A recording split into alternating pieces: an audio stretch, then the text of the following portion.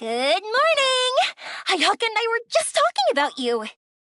Is Chevra still not joining us today?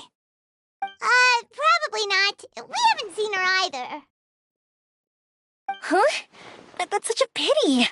Director Farina said that we've only got a few small scenes left before wrapping up the entire thing. She even said that she'll get me into a couple scenes, so everyone will have a chance to shine in front of the camera. We were also planning on having a victory feast once we're all finished filming. You can join us, right? If only Chevros was here. I still haven't taken a photo with her. I'm afraid that can't be helped. Those special patrol folks are like phantoms when they've got a case on their hands. But to be honest, I'm even more concerned by what I read in the Steambird earlier this morning. It said that the killer in the murder case was none other than the author of the Two Musketeers. Oh yeah, I heard about that too.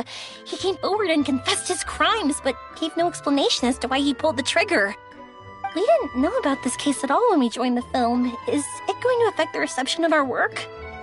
From a pure publicity standpoint, this will draw a lot more attention to our film. I have to say, though, that no director can be perfectly comfortable with garnering attention through means other than artistic skill. To be fair, I feel like that ship sailed the moment you allowed yourself to be named as the director on our posters. It's not my fault that I'm super popular. What was that saying again? My popularity has, Sunk to an all-time low? spread to the four corners of Tibet.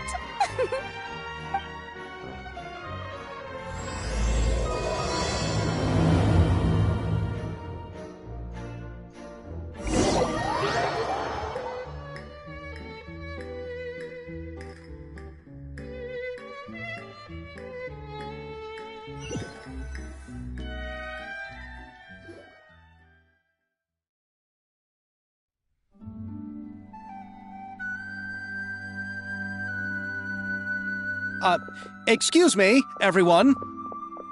Xavier! Feels like it's been ages since we last saw you. I've been talking nonstop with the Film Association, and I'm absolutely swamped trying to coordinate the film's marketing.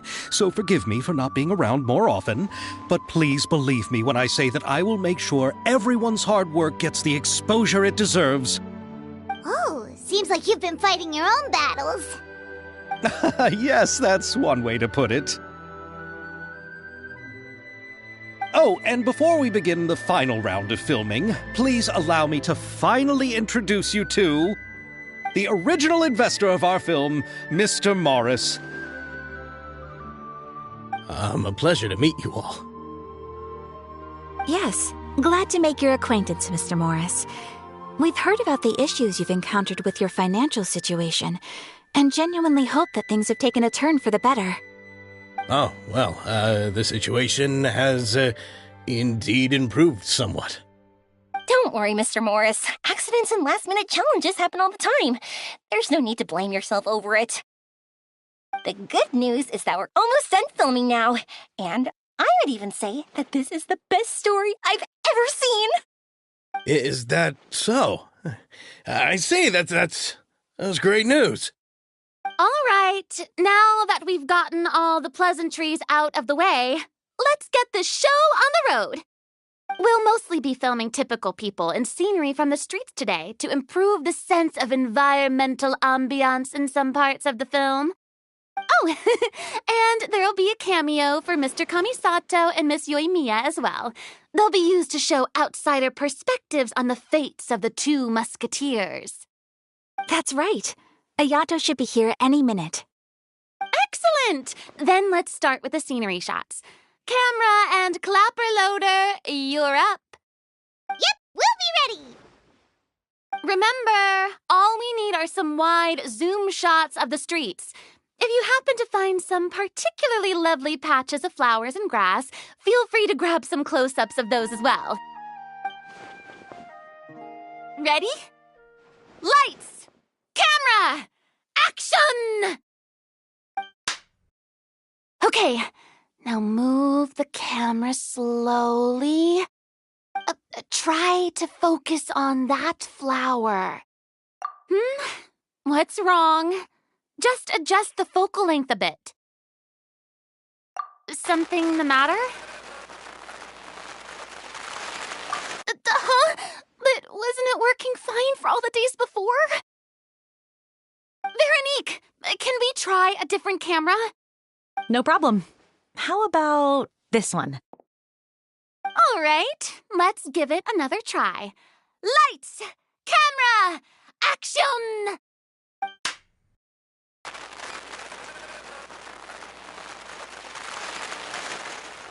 Don't tell me. This one is broken too. Veronique, do we have any other spare ones we can use? I'm afraid we only brought these two today. What? Then go find a workshop to get them repaired right away. Oh, and you too, Bono. Go find our spare camera in the warehouse and bring it back to the set. On it. Greetings, everyone. My apologies for the delay. Is something the matter, Ayaka? It seems like there are some issues with the filming equipment today. We're stuck for the moment. I see. Well, let's not just stand here twiddling our thumbs. Actors, to the makeup booth. We'll start on the next scene as soon as we get a working camera. The people at the workshop told me that the part which holds the lens in place seemed to have fallen off. That's super strange. It was perfectly fine just yesterday. Well, no time to dwell on that now. Let's get back to filming. Ahem! Quiet on set! Places, everyone! Lights! Camera! Action! By the way, have you heard about that recent murder case? Yes, I have. It seems that they've caused quite the commotion in the city. I heard that the chief of the guards is so mad about not catching the culprit that he's about to explode. Oh? I find that quite hard to imagine, considering how he already looks most days. Director, we have a problem. Oh, we're in the middle of a take! Couldn't you wait until we wrapped up this scene? No, Director, our film, all the finalized film that we've been keeping in the case has disappeared.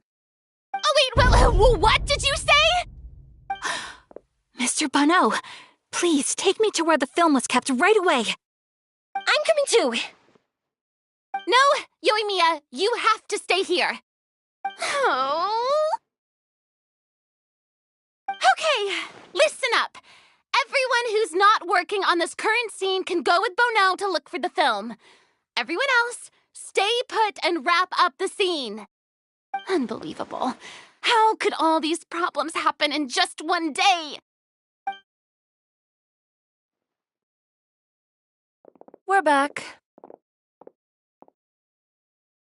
How did it go? Did you find the film? We found it in the sewers. Huh?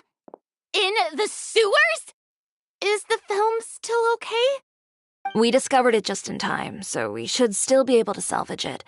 The others are checking now to see if we lost any specific scenes.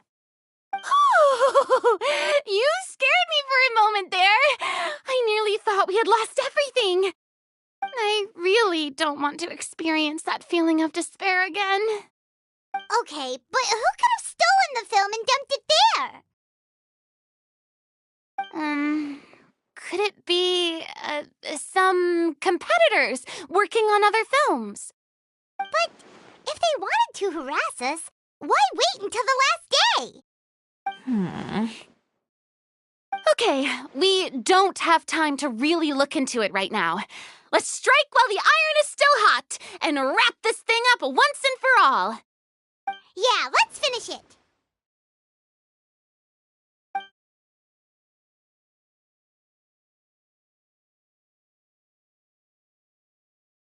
I would like to officially announce that our entry to the festival, The Two Musketeers, has now concluded filming!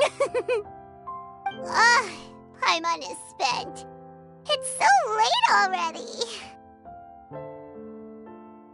Even Even though the filming process proved to be extremely challenging, everyone provided valuable and unique contributions to the final product. Thank you all for your dedication and support.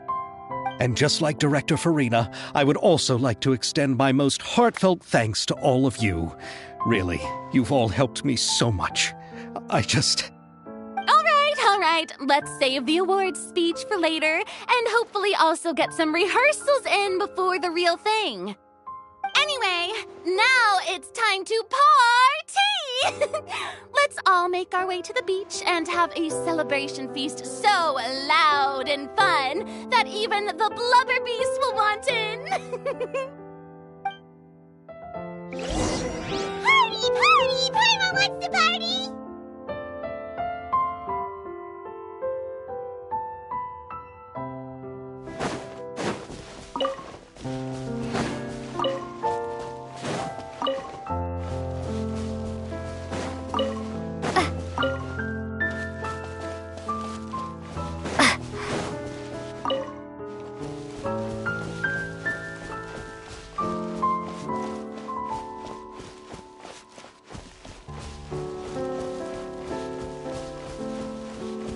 Whoa, this place is hopping.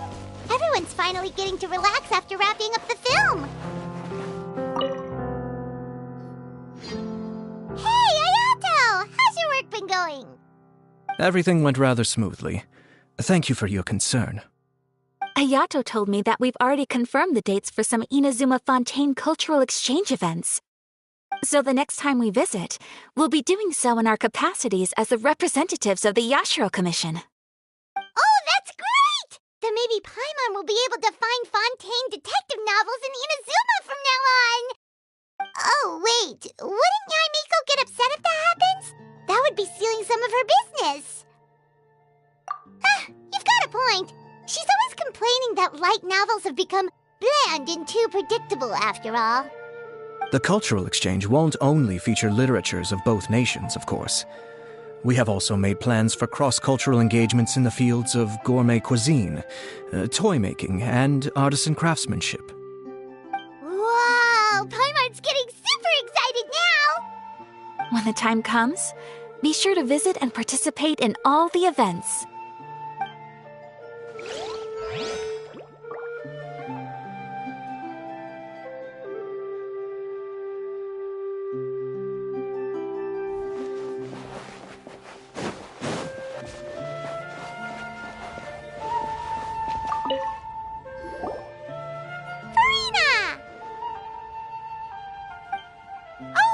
My darling clapper loader and camera operator, you've both worked really hard. Paimon thinks you worked even harder than us. Honestly, Paimon was getting a little tired of playing with the clapperboard by the end of it. Worst of all, Paimon started having dreams of you shouting, "Lights, camera, action!" into Paimon's ears. The actual dream can't even start until you've yelled that. Hey, if anything, shouldn't I be more grand and delightful in your dreams? We've been through so much together, and that's how your brain remembers me? That's not Paimon's fault. We've just used the clapperboard too much lately. Anyway, what's most important is that we've wrapped the film. I'm pretty confident that we'll take first prize. Hey, no need to mention the official name. Wait, now that you mention it, if we did win the prize, would Farina just get a statue of herself? Come on, I don't need that kind of attention. Xavier can accept the reward on our behalf. But just imagine! Farina accepting the Farina Award and holding a Farina statue. I'm going back to my dessert now. You all can keep discussing that on your own.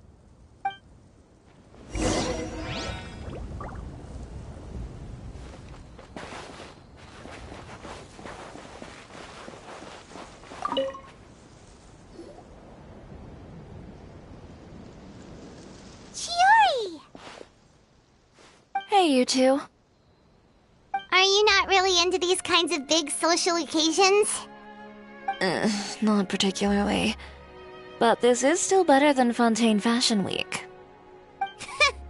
But if this film becomes a big hit, people will definitely come flocking to your shop. Yes, that's highly likely. As long as the film can premiere as planned. Are you still worried about the case? That and all the obstacles we had to face today. You're right. It's as if all our bad luck just manifested at once. But why today of all days? No, it's nothing.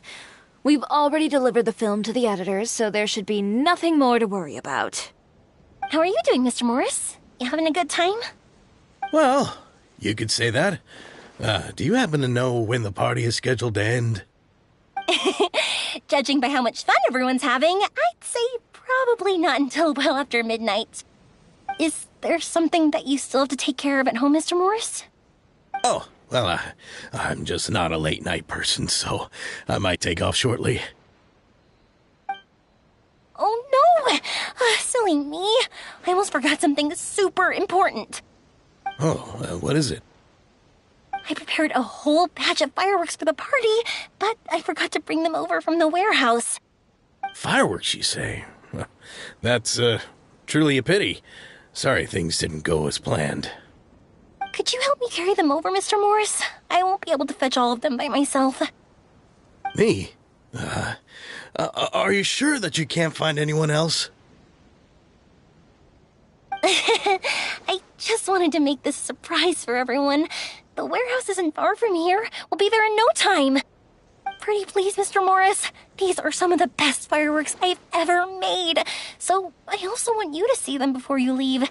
They're stunning. I promise that they'll be a once-in-a-lifetime experience that you'll never forget. But... It's okay. Just come with me. If we're sneaky enough, nobody else will see us leaving. All right.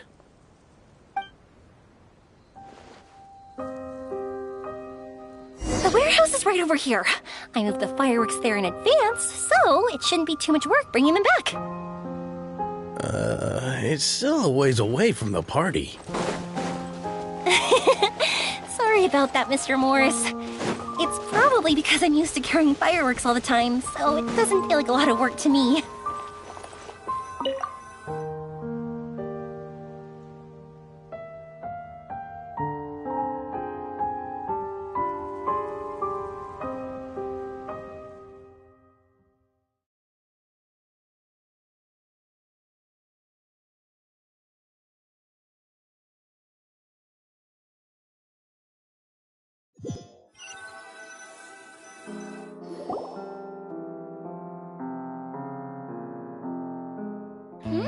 It's dark in here. Wait here, Mr. Morris. I think the light switch should be somewhere over here. Why did I have to get roped into this? What was that?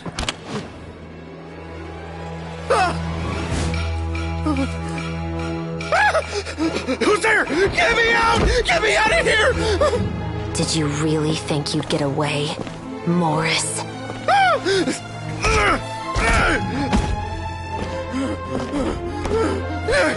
You've got the wrong guy. It wasn't me. I'm not the killer. You know, Eliza died a far more heroic death than this. She fought your assassin to the end, to save the children she had hidden beneath the floorboards.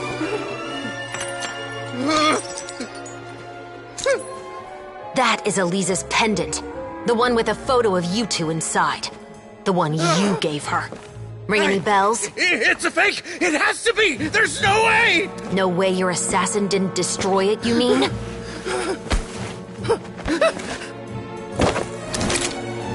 Did you ever love her, Morris? Or was killing her always the plan? No, please. Listen to me. I told Eliza to keep us a secret. I paid her plenty for her silence. I never thought she'd keep the child. Everything was gonna come out, and I had no choice. She forced my hand. No! I'm begging you. I have money. Just name your price, please. You can keep your Mora, and you can go to hell.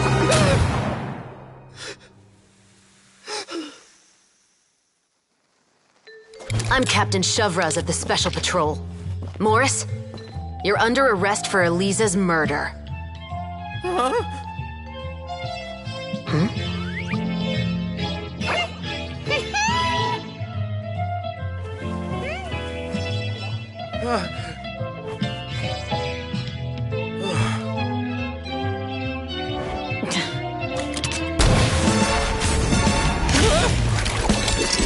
You're under arrest too, prop manager Veronique. Or perhaps I should call you the Second Musketeer.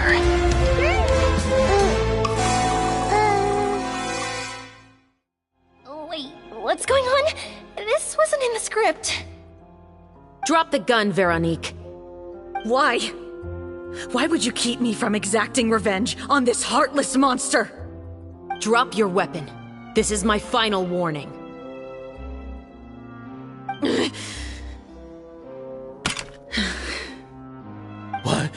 What is going on? Do I have to spell it out for you, Morris? Everything that took place just now was staged to get you to confess the truth. But this last part is all improv, of course.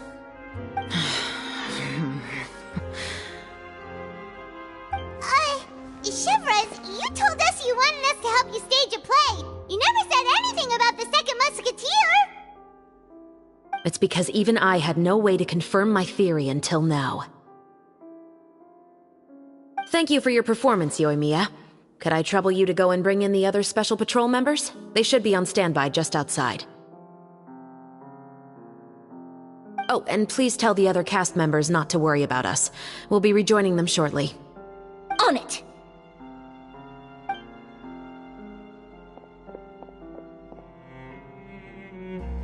So what do you think, Morris?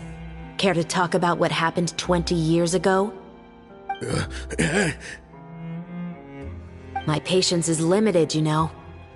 Don't force me to take you back to the interrogation room. I'd wager that you wouldn't last for more than a minute in there. With the recording we made, you have no chance of winning in court. Cooperating with us now is the most practical move. All right. I'll talk. I hired an assassin to murder Eliza. She once worked as a maid on my family's estate. She was very beautiful, and after some time I fell for her. We kept our relationship a secret and carried out an affair for some time, but it wasn't long before she became pregnant. And if my parents ever found out, they would have stripped me of my inheritance and status, driven me out of my home.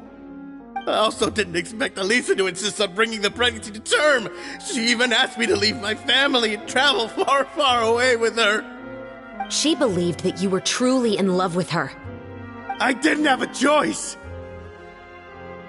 I gave her a large sum of mora, told her to leave the family and to get rid of the baby. But then years later, she sent me a letter. There were photos of 2 children, and she even asked if I could find some time to visit them. Huh? 2 children? Paimon thought Baptiste was the only... You mean... Even if she had the children against your will, you could have just ignored the letter entirely. Why kill her? I had just gotten engaged to be married to an heiress from another wealthy family. So if anyone were to find out about Eliza, my life would be completely ruined. I didn't have a choice. No. You always had a choice. You just made the wrong choice. Again. Do you know how it feels to watch your mother be killed right in front of you? My brother and I were hardly even school age yet. We were hidden beneath the floorboards, grasping each other's hands like a lifeline. We were so terrified that we didn't even know we could ever take a breath. All we could do was to watch Mother try to fight back, and then collapse to the floor. Even after the assassin left, we were still too terrified to leave our hiding spot. We thought that he might come back. It was only until the next evening when we finally climbed out and gathered around our mother. But she had already become cold and stiff to the touch. You made up your mind right then and there to bring this case to light. Not only that, we resolved to get our revenge. And that's why you became the Musketeers. No, that's why I became a musketeer. The man from before was also killed by me. My brother had nothing to do with it. I figured as much. You did? I once told these two that he didn't look like a killer to me. His confession from that night also rubbed me the wrong way. I think what really tipped me off was, how could I not feel a sense of regret in him? Huh? He confessed faster than any criminal I've ever met, but he didn't say a single word about you. He insisted that he was the sole perpetrator in the case. But after the questioning ended, I disassembled the musket we dug up from his backyard, put it in front of him, and told him to reassemble it. Wanna guess how far he got?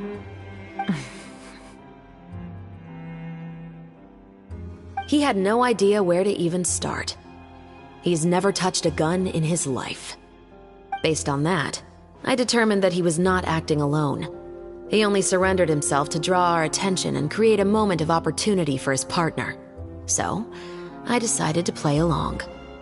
And as expected, the second musketeer followed us without hesitation once she saw Morris get separated from the rest of the cast. Besides, why else would he call the novel The Two Musketeers?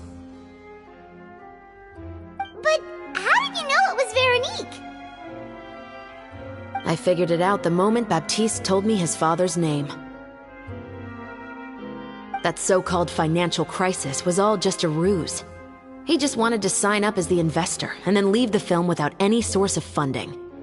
After all, he has a vested interest in minimizing the reach of this story. It's really just the same thing as what he did to Eliza all those years ago. Human scum. But then Xavier pulled out all the stops and got the film made against all odds. Morris couldn't have that. With the killer in custody, he figured it was safe to act. And so he came to visit the set today, just as I expected. Wait, so you were behind all those mishaps today?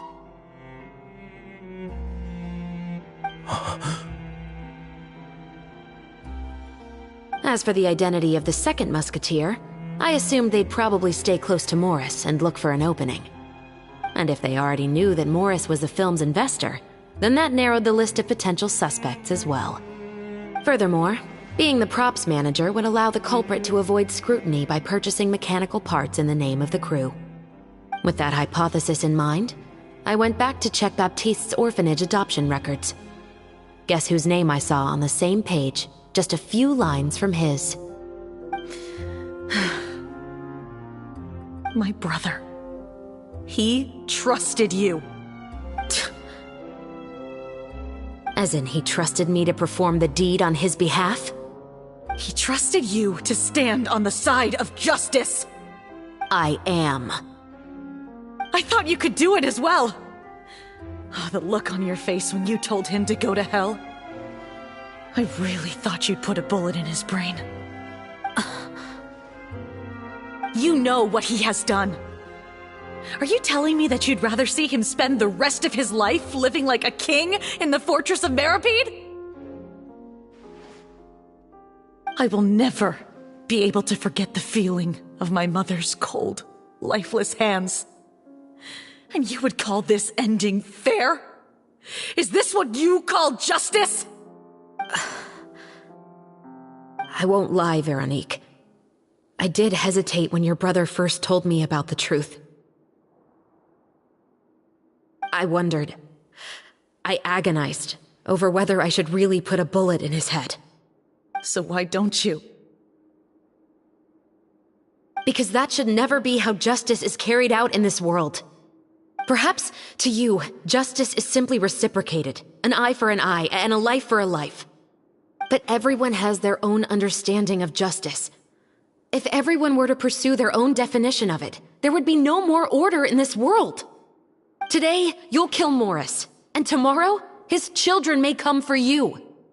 The world cannot render judgments based on a desire for revenge. That will only lead to a cycle of revenge. as well as the destruction of order and civilized society. Fontaine is founded on a set of laws and a standardized code of justice. That is why we are the nation of justice. But with all that said, I will promise you this. Morris will not lead a cushy life in the fortress of Meripede. Chevros, the rest of the Special Patrol is here. Thank you so much, Yoimiya. Letelier, Terena, please take them away.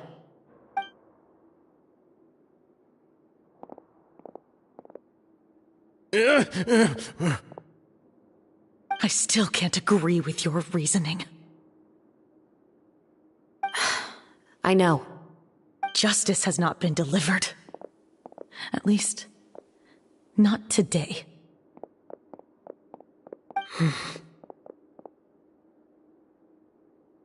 Chevros. Let's go. We should give an explanation to the crew.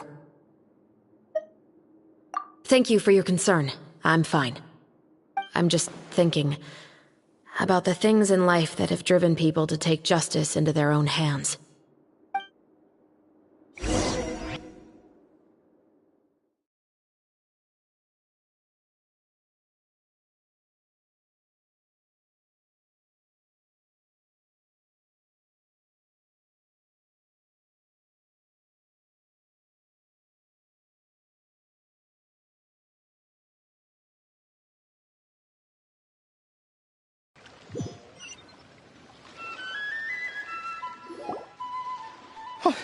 Who would have thought Morris would turn out to be... I'm at a loss of words. How could he have done something like this? I'm just glad that you're all safe and sound. Who knew that such a labyrinth of cases would be behind this story? Well, what should we do now? We have a finished film, of course, but should we still go ahead with the premiere? What do you mean? Shouldn't you be even more motivated to spread the word now that you've learned the truth? Chiori is right. I'd also like more people to see this story for themselves. But the real ending of the story seems to have deviated somewhat from the one in the script. Is that still acceptable to you, Miss Chevros? The call is yours. We still have time to reshoot an ending if that's what you'd like. No, it's fine as is. I like what we have for the catharsis. Romanticism is what gives works of art their appeal. Fiction is able to explore means of restitution that could never work in real life. Just like the real world, the world of stories also has its own set of rules and justice. These different possibilities are what initially drew me to reading in the first place. Sounds good to me. I support your decision. What about Veronique? Will she be okay? She will soon face her judgment alongside her brother and Morris. If I had to guess, they'll probably all be sent to the fortress of Meripede. I'll make sure to give Risley a heads up about it. Oh, you mean that kind of heads up? Exactly. Ahem. All right, then the matter's settled. Now that everything's been taken care of, there's no reason for us to keep looking all gloomy and grumpy. Let's get back to the feast and enjoy each other's company. We'll be starting the post-production process tomorrow. You should join us, Chevros. You missed the first few hours of the party, didn't you? All right. Count me in. Then I'll wait for you over there. There's still some good news that I'd like to share with Chevros. Traveler, Paimon, could you wait for me by the sea after the party ends? I'd like to go on a brief walk with the two of you. Thank you very much.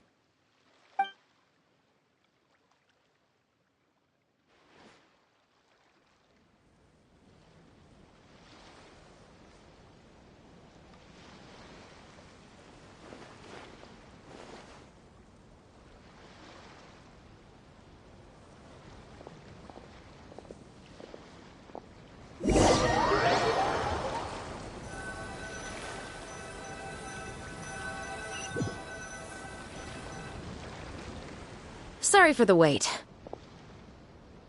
Oh, we weren't waiting long at all.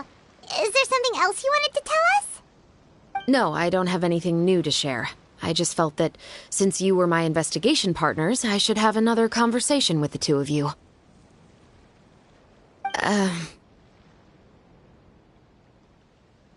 Traveler, how would you have responded to Baptiste's request if you were in my shoes? Is that so? Well, thanks for sharing. When I was young, my father often took me here to swim. We'd come rain or shine, even when it was freezing cold. He told me that swimming was the best activity to train one's strength of will. You could never give up before reaching the shore, especially when the water was cold. Oh? Why's that? Because the moment you give up would be the moment you die. At that point, I still hadn't received my vision. One winter, the chilly wind felt almost like knives on my skin, and the seawater was so frigid that it numbed my toes the moment I stepped in. I cried and begged my father to spare me from having to swim across, but he wouldn't listen. He used to be a member of the Special Patrol as well. You could say it was his way of educating his children. That sounds awful. When he saw that I wouldn't stop crying, he just picked me up and tossed me into the icy water. The bone-chilling cold took away my senses. I couldn't feel anything but fear and rage. I waited for my father to save me, but one look and I knew he'd already started swimming for the opposite shore. I realized that if I were to give up, I really would die right then and there. I used all of my strength to try and catch up to my father. Those few minutes felt longer than my whole life up until that point. I did, however, make it to the other side. I've never felt afraid about anything in my life after that, nor have I ever cried again. That way of teaching would have never worked on Paimon. Yeah, I don't think that was the right method for anyone. It's just that, working now as I am in the pursuit of justice, I still sometimes feel like I've been tossed into that winter sea all over again. The anger and the helplessness. Chevreuse. But the worse I feel, the more I know to never give up. The alternative would be to forever lose myself among the waves. Anyway, how about a race? Neither of us will drown, but we can still see who swims faster. You guys go ahead! Paimon will grab the clapperboard to mark the start of the race.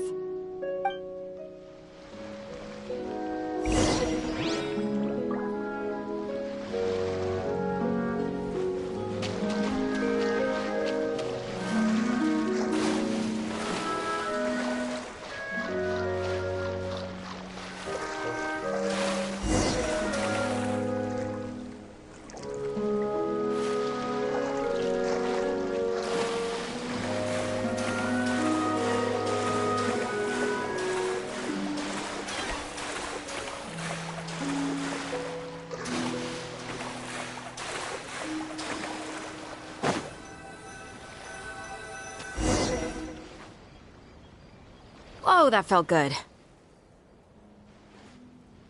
You were so fast in the water, Chevreuse. You were swimming even faster than Paimon can fly. So, about the Special Patrol, did you join because of your dad? Partly, but I'd say I was more inspired by the heroes I read about in stories growing up. Oh, so it's due to your love of stories. Of course, it was only after I joined the Special Patrol that I learned that truth is often stranger than fiction. Come on, let's walk a bit more.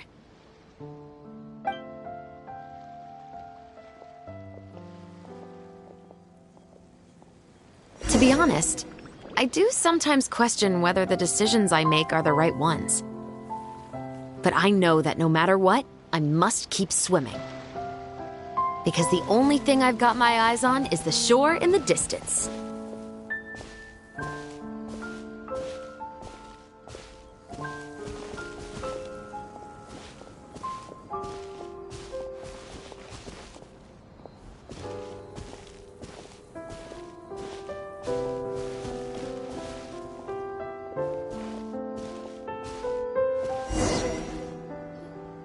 Thank you for coming on this walk with me. I feel a lot better after getting all that off my chest. Huh. We're nearly back at Baptiste's house. Huh. You're right. I didn't realize we were so close.